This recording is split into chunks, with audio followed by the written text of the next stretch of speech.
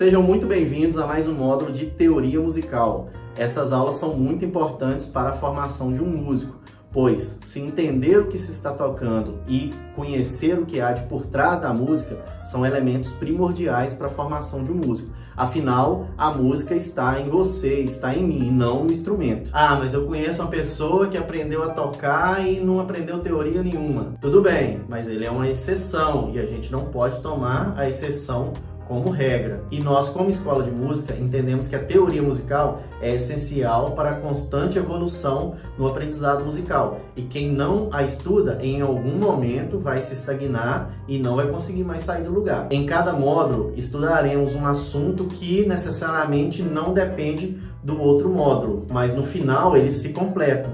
Então você pode começar os seus estudos a partir de qualquer módulo e no final tudo vai fazer sentido para você. O nosso modelo de ensino é baseado em um sistema que contempla 5 pilares que consideramos essenciais para a formação de qualquer músico. Esse modelo é usado mundialmente e no Brasil é conhecido pela sigla TECLA, onde cada letra representa um desses pilares. A letra T representa a técnica, que são as nossas aulas individuais, onde o professor irá te ensinar a cantar ou tocar da forma correta, com a postura correta, fazendo o dedilhado correto, por exemplo, e tudo relacionado a essa parte. A letra E vem de execução, no sentido de se apresentar, de demonstrar o que se está aprendendo. Na escola a gente tem muitas apresentações, muitos ensaios em grupo, porque a gente acredita que quando o aluno precisa se apresentar, ele se dedica mais, ele treina mais e leva muito mais a sério os seus estudos. A letra C vem de composição. Em algum momento do curso, o professor irá te desafiar a compor os próprios arranjos, ou a fazer improvisos, ou a ajudar na composição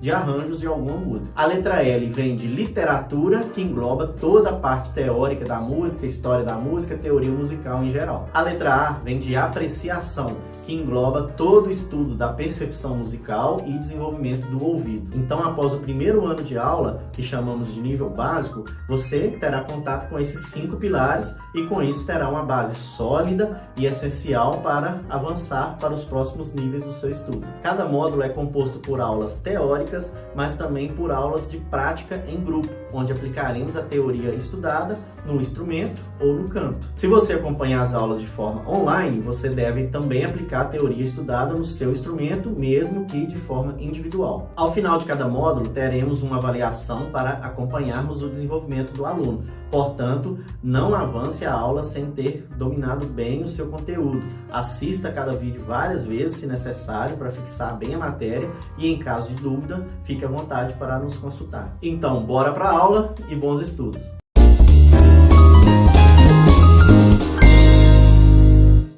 Fala pessoal, hoje vamos dar início ao módulo de percepção musical, uma matéria muito importante para qualquer instrumentista ou cantor. A percepção está ligada à nossa capacidade de perceber elementos musicais. Então, antes de tudo, precisamos identificar e compreender esses elementos. Quais são os elementos que formam uma música, a função de cada instrumento em uma música e ainda o que você precisa fazer para começar a desenvolver a sua percepção musical e o seu ouvido. Tudo isso vai ser respondido e estudado nesse módulo que vamos começar agora. Vamos começar estudando a matéria-prima da música, que é o som. Sabemos que uma música possui vários sons tocados ou cantados ao mesmo tempo, de forma organizada, logicamente. Mas vamos começar estudando o som de maneira isolada. Podemos dizer que o som é tudo que podemos ouvir, e ele possui 4 propriedades que precisamos compreendê-las. Ou seja, um som pode ser modificado de 4 formas diferentes. A primeira propriedade do som que vamos conhecer é a altura. A altura diz respeito ao som ser grave ou agudo. Dizemos que um som grave é um som baixo e um som agudo é um som alto. Popularmente, também chamamos de som grosso e fino. É muito comum a gente falar que um homem tem a voz grossa e uma mulher tem uma voz fina e uma criança tem uma voz ainda mais fina. Ou seja, geralmente um homem tem a voz mais grave ou mais baixa que uma mulher e uma criança tem a voz mais aguda ou mais alta que um homem. Isso na música é um motivo de certa confusão, porque popularmente a gente acostumou a falar som alto e som baixo, nos referindo ao volume do som. Porém, vocês vão ver na segunda propriedade do som que quando a gente quer se referir ao volume do som, a gente usa outros termos. Então, quando eu digo que um som é mais baixo que o outro, eu estou querendo dizer que esse som é mais grave. E quando eu digo que esse som é mais alto, eu estou querendo dizer que esse som é mais agudo. Inclusive, foi através desses termos alto e baixo que alguns instrumentos foram nomeados. Por exemplo, o sax alto é um saxofone que tem notas mais agudas que alguns outros tipos de saxofone. O contrabaixo, por exemplo, que é um instrumento de notas graves. Vemos isso também na classificação de vozes masculinas, que a gente tem o tenor, o barítono e o baixo, a voz mais grave de todas. Não quer dizer que é uma voz com volume menor, né? É uma voz mais grave. No caso do sax alto, a mesma coisa. Não está querendo dizer que esse sax tem um volume de som maior do que os outros. É simplesmente um sax que tem um som mais agudo que alguns outros tipos de saxofone. Ainda sobre a propriedade de altura, temos duas categorias: sons com alturas definidas e sons com alturas indefinidas. Podemos dizer que os sons com alturas definidas são os sons provenientes de instrumentos que definem as notas musicais que conhecemos: dó, ré, mi, fá, sol, lá, si. Por exemplo, a flauta, o saxofone, o piano, a voz.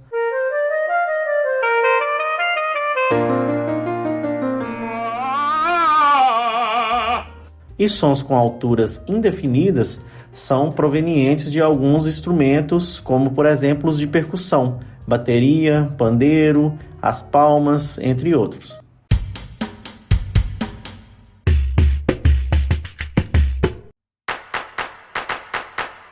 E esses sons, por mais que não tenham a clara definição de qual nota que é, o dó, o ré, o mi, eles também podem ser mais graves ou agudos que os outros.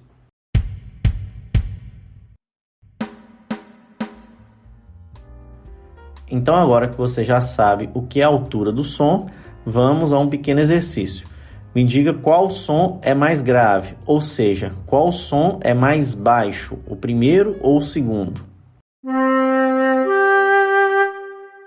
Se você respondeu primeiro, você acertou. E agora? Dessa vez foi o segundo som, ele foi mais grave que o primeiro. E agora? O segundo som, novamente, foi mais grave que o primeiro som.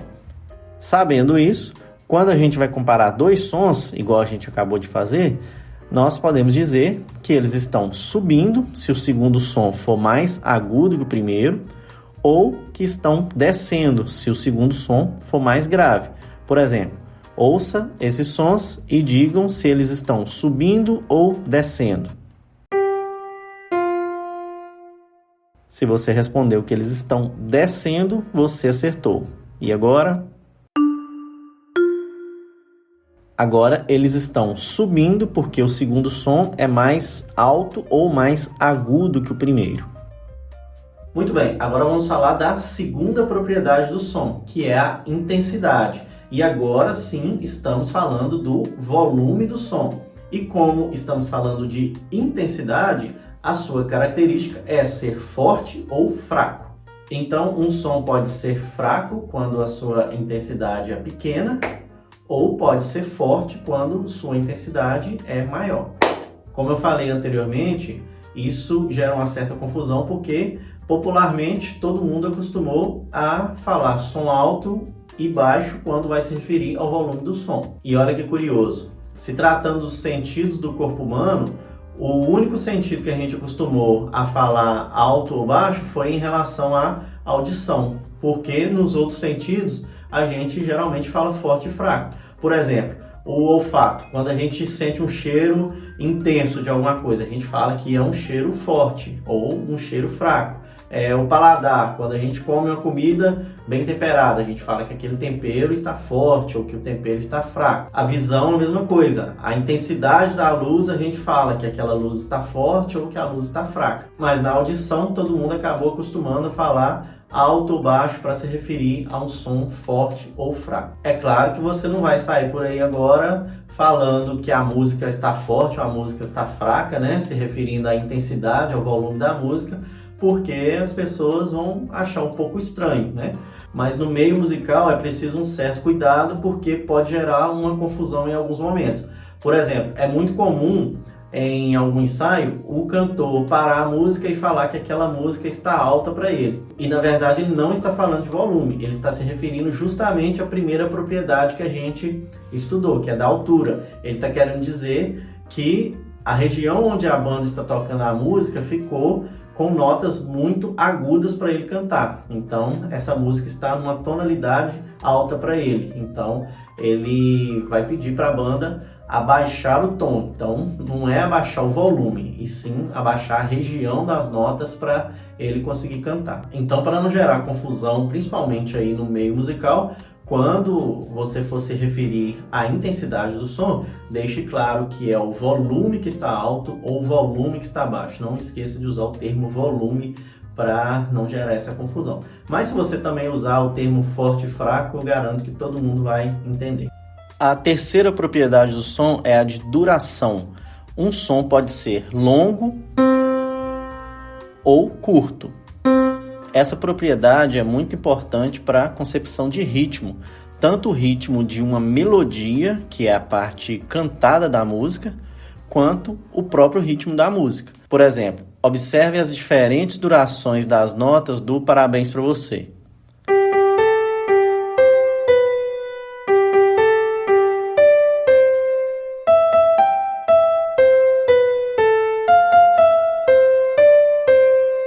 Perceba que cada nota, além da variação de altura, teve também durações variadas e até pausas, que são intervalos silenciosos ali entre uma nota e outra.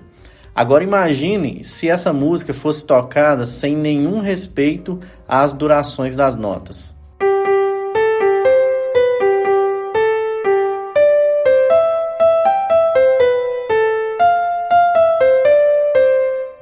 Você viu que mesmo respeitando as alturas, ou seja, tocando as notas certas, a música ficou diferente do que conhecemos, devido à falta de ritmo da melodia. Então, a melodia de uma música precisa ter as durações de suas notas respeitadas. Outra maneira de aplicarmos as diferentes durações de notas é fazermos ritmos. Nesse caso, a gente varia a duração ou a distância entre as notas, mas de forma com que em algum momento elas fiquem repetitivas, virando assim um ciclo que chamamos de ritmo.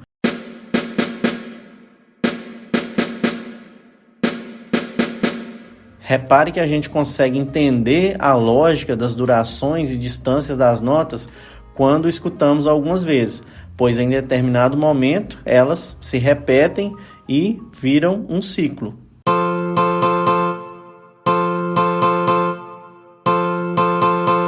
Podemos fazer isso com palmas,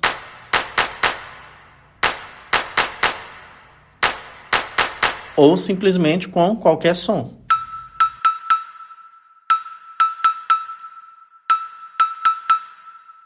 A quarta e última propriedade do som, que é muito simples, é a propriedade do timbre. O timbre é a característica única de cada som. Sabe quando um familiar ou um amigo te chama e você já sabe quem é antes mesmo de ver essa pessoa? Isso só é possível porque você reconheceu o timbre da voz.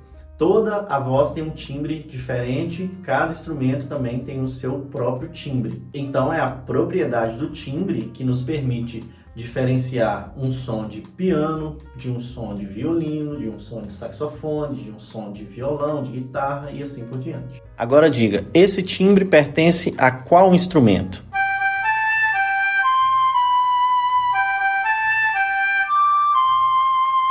Se você respondeu flauta, você acertou. E agora?